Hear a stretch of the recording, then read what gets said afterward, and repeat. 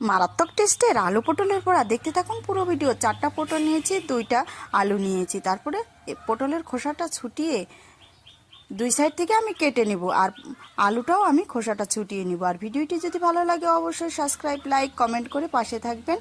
এই দেখো ধুয়ে পরিষ্কার করে নেব কাটার পরে। তারপরে একটা গ্রেটার দিয়ে আমি গ্রেট করে নিচ্ছি। বাড়িতে এইরকম একবার হলেও ট্রাই করে দেখবেন, খেতে কিন্তু দারুণ লাগে। বিকেলে হোক আর বৃষ্টির সন্ধ্যায় হোক, খেতে অসাধারণ লাগবে। তারপর গ্রেট করা হয়ে গেলে এই দেখো আমি আলুটাও গ্রেট করে নিব।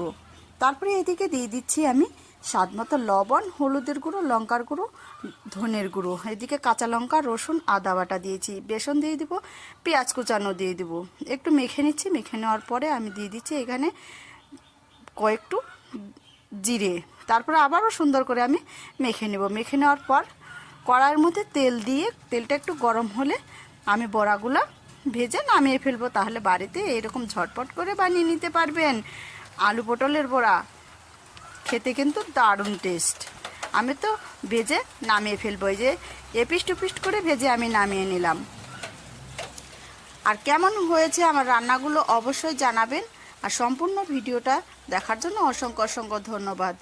একটা আমি খেয়ে দেখাবো কেমন হয়েছে। তো এই যে দেখাচ্ছি খেয়ে কেমন হয়েছে। দারুণ হয়েছে, দারুণ, অসাধারণ। বাড়িতে ট্রাই করে দেখবে।